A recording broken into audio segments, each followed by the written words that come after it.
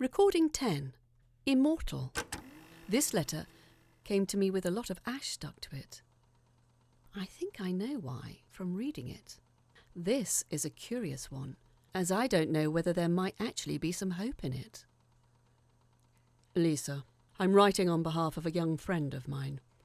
She has recently got herself into a difficult situation, and I know that this is partly my own doing.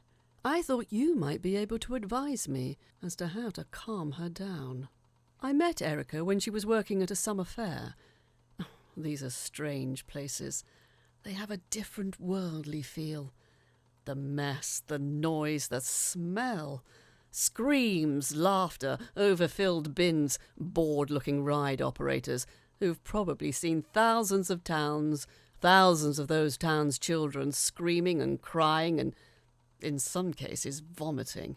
In a small field on Clapham Common, a summer fair, much like any other, was taking place.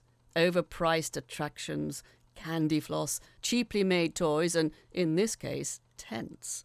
There were 4 small tents at the back of the fair. One could have called them ominous, yet they carried a tacky air to them. Tent number 1 was Sasha's badly done face painting. Tent number 2 was Nathan's actually quite amazing balloon animals.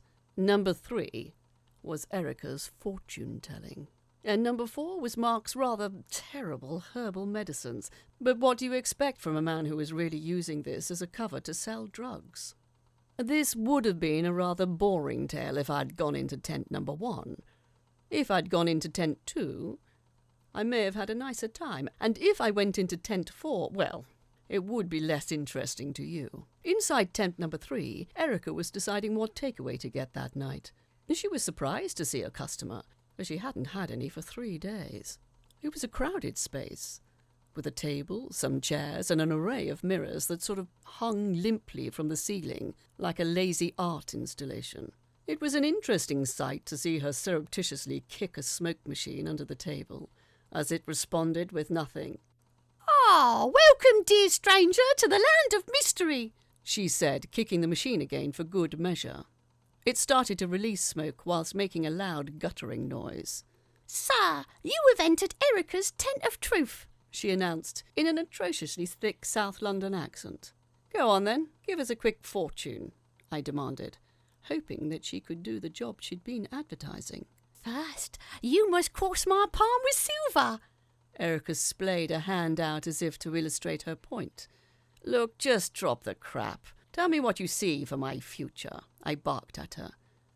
She began waving her hands around the crystal ball.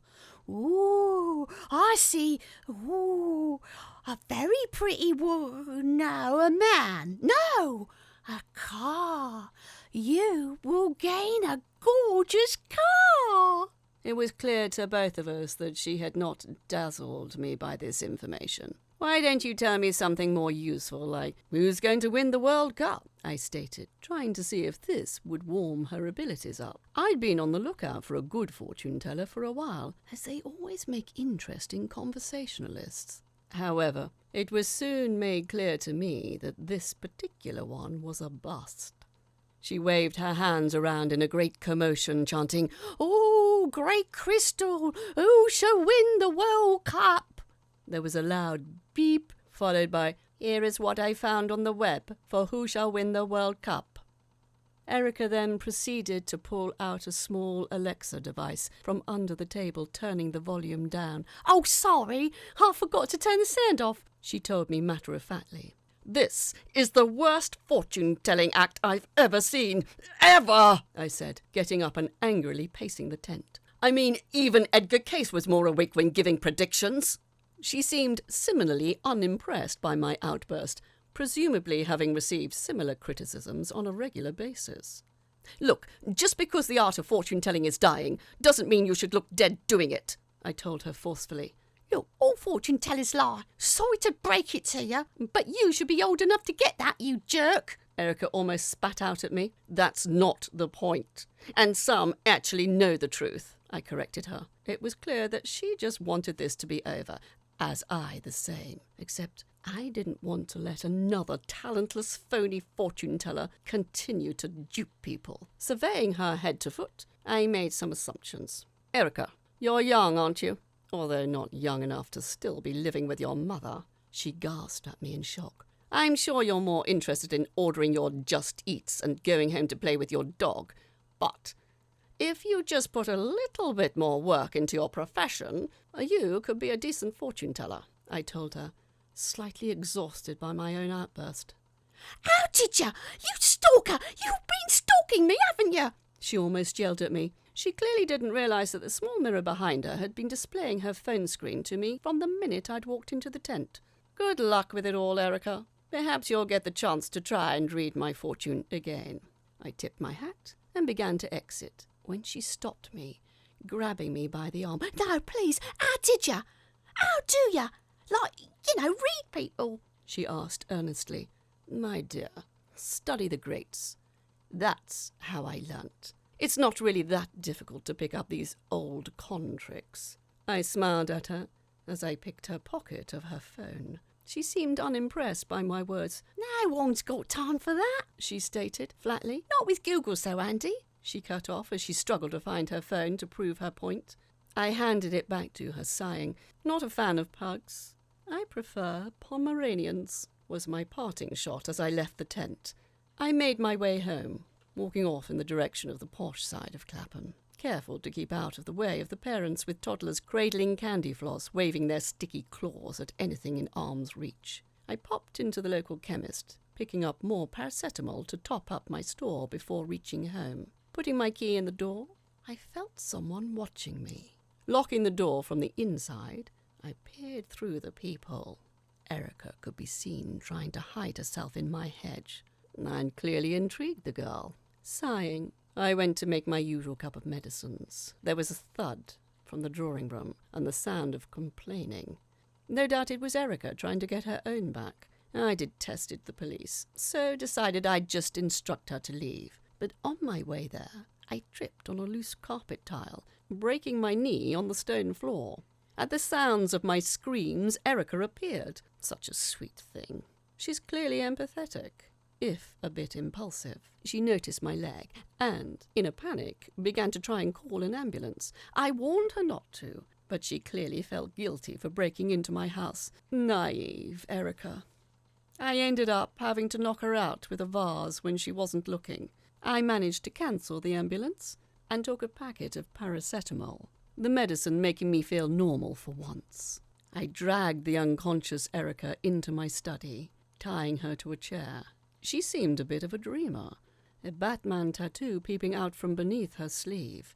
I must have been mad, but I'd thought she'd want this life, my life. It would give her such amazing possibilities and riches if she was wise about it. I should have realized that Erica wasn't that wise. When she came to, she was, of course, worried. Well, more than that, she was terrified. I explained to her what I wanted to give her, but she seemed to be thinking about escaping instead. So I just placed the box of Calypso on her lap, untied her, and sat back, silently waiting.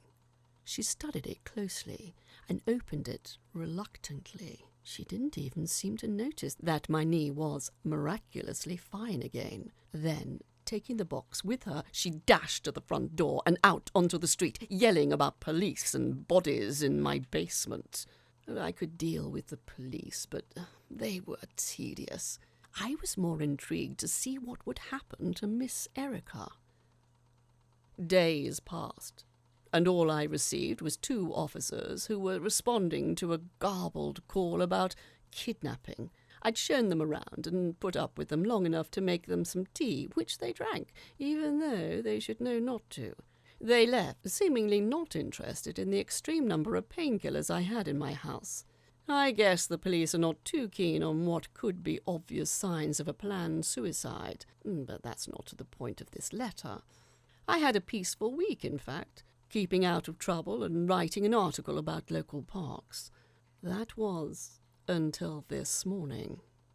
I'd been in my study when Erica broke into my house again. She rounded on me in my study, holding the box out and yammering at me. "Your box! You bastard! You killed my mum!" I eventually calmed her down enough to explain herself. She said that she'd broken her neck but somehow survived, that she'd realised the box had given her immortality. So she'd tried to trick her mum by jumping in front of a train. She hadn't noticed her mum running across the traffic to try and stop her. A speeding motorbike had decimated her mother's body. But the box wouldn't save her. Sympathetically, I explained to Erica that the box had to be gifted to someone living, and that they would become an immortal if they kept the box closed. At this explanation, she frantically tried to open the box, which wouldn't budge, as it's not designed to reopen. I tried to explain that this is a permanent thing, but she then set fire to the small cube, causing her own skin to flame too. I put the fire out, trying to make calm of the chaos. She cried all night as her skin healed. Oh, Lisa, I don't know how to help her. I wish she'd stop crying, as it is wearing at the skin around her eyes. If you have any advice on how to handle a recently made Immortal, I'd much appreciate it. All the best, Major Cavendish. Phew. Well, another roller coaster of a tale. I don't think Clapham's had that much excitement before. Are there really these immortal people among us, who apparently seem to mostly live on paracetamol? Not sure what the Major means by just eat. Must be a London thing. If I could reach out, I'm sure I'd try and comfort Erica, as this must be very scary for her. That was Recording 10, Immortal. Written by Phoebe Critchlow. Read by Caroline Lawrie.